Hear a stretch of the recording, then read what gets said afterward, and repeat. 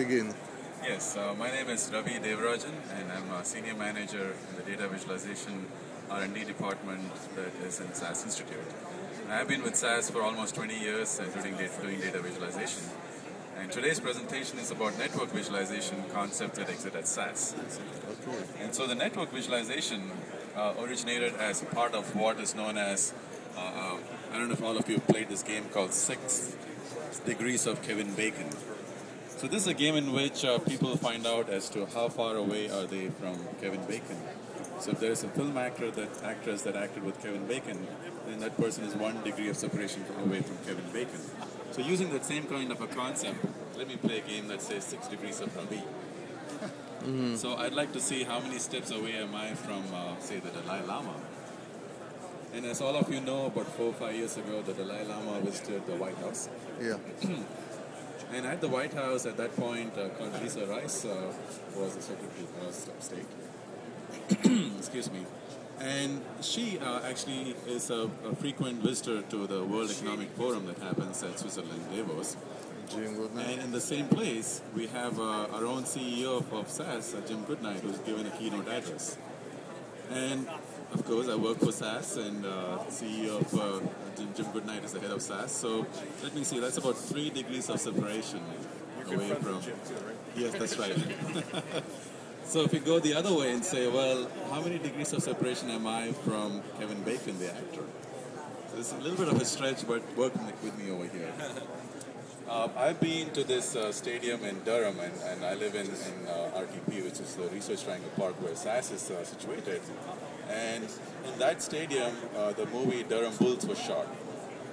And that had actors Kevin Costner and Susan Sarandon.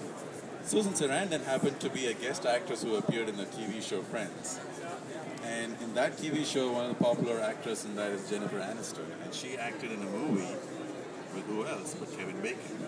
So that puts me like 4 steps or 4 degrees of separation away from Kevin Bacon. But this is all leading to a fact that I would like to emphasize as to what's called the 6 degrees of separation. Everybody in the world apparently is connected to everybody else in 6 or less number of steps. And this was put together as a concept by a psychologist in 1960s, Stanley Milgram.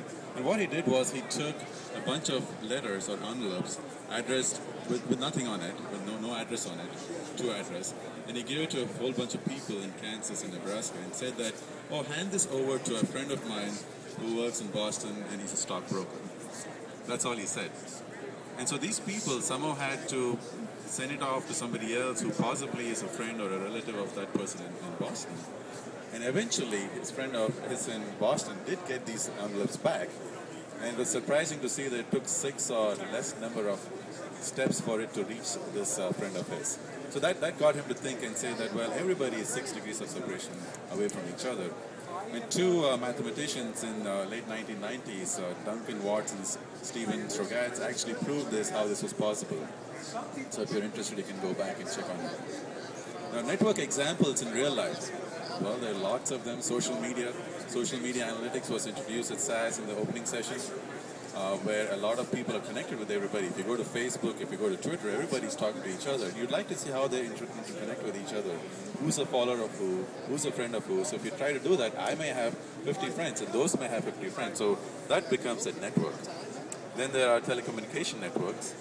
You know, if you're trying to see where AT&T's cellular towers are, that is also in a network fashion. And you can actually look at it in a diagram.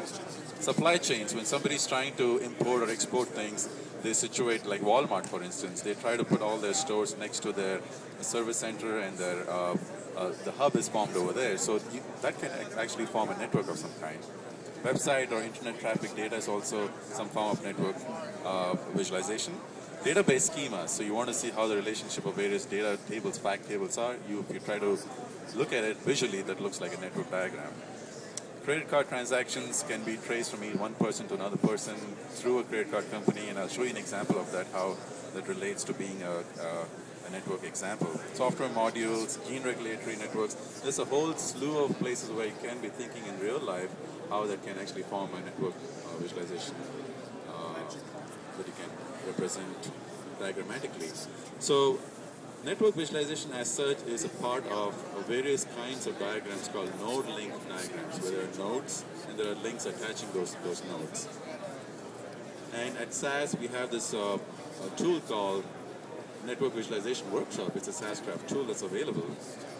Also, social network analysis in Viewer is a full-fledged SAS solution that's being put out there that helps you to detect fraud that's happening in, say, in welfare, or that's happening in the banking industry or the insurance industry. So that's a full-fledged analytical solution that comes with analysis that you can do in the back end using Enterprise Miner, and then surface it through to the web application as a part of the Viewer. What I'll be talking about today is basically the Network Visualization Workshop, which is basically a purely SAS graph visualization tool. And I'll also briefly go into other node link diagrams. Now, what exactly is NVW, or Network Visualization Workshop? Like I mentioned, it's a tool to help visualize networks which have nodes and links. Now, nodes can be thought of as entities or objects. You, me, my father, my brother and sisters. Those are all nodes in a network diagram. And the relationship that forms between us can be represented as links. I'll definitely have a link between myself and my wife and my father. And if we have Stephen walk in over here one day and we find out as to, well, does he know Ravi or not? Maybe he does. In that case, that becomes a kind of a weak link perhaps, but as the friendship grows, that becomes a stronger link. So that's how the nodes and links form a node link diagram. Now, within NVW, you bring in SAS data sets and create network diagrams, and then also have statistical graphs and tables. With a combination of all of these views on the same data, you're able to assign visual attributes to them. Like you can make the nodes appear different colors, the links appear as different colors, and then start exploring the relationships amongst them. And we'll take a look at an example a little bit further down. What are the different kinds of network layouts that exist in NVW? Hierarchical is a good example where the nodes are placed more centrally. Those nodes are placed more centrally that seem to have a lot of a higher degree of separation, or like we said earlier, you know, the example that I showed where I was 4 degrees of separation from Kevin Bacon, that is centered around me. So hierarchical network that would be centered around me. So in these cases, that would really work out well in, if you're looking at database modeling or bioinformatics information. So all of these kind of industry-specific areas, you can use one of these layouts. And the other kinds of layouts can also be used on the same data. So you can actually move back and forth between different layouts to see which one actually fits your need. The circular data, the circular network layout, is another kind of a layout technique where all of the nodes are taken and then placed around the circumference of a circle.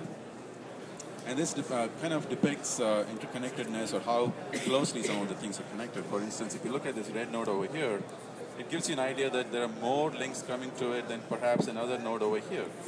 So it gives you connectedness much more than perhaps separation, which was what the hierarchical one gave you earlier. Hexagonal it's used in, if you're looking at cellular networks, typically cellular network towers are placed in a hexagonal fashion, close to it, trying to maximize the distance or maximize the space that's there, and provide the connectivity between those towers. So if you're trying to visualize a situation like that, you might be wanting to use a hexagonal layout technique. Fixed position is another network layout that we offer. There's no layout algorithm per se that we do inside the application like the other ones. In this case, we assume that you've already calculated your XY locations. There may be longitude and latitude that you already know for a certain geographical position that you want to depict in your network visualization. And when you bring it in with those XY positions pre-known, we plot them for you. And this is, if you look at this picture over here and kind of stretch your imagination, there's kind of the geographical map of the US being depicted over here. In the next version, we are looking to actually add some geographical maps underneath it so that you can get a visualization that gives you that feedback. Now, multi-level force is yet another algorithm that we offer that actually takes all of these nodes and puts some kind of repulsive forces on them. So the nodes that are trying to separate from each other automatically give you a layout that looks kind of organic in nature, and it works out very well in some situations. So what are the other statistical graphs that we offer in addition to these network layouts?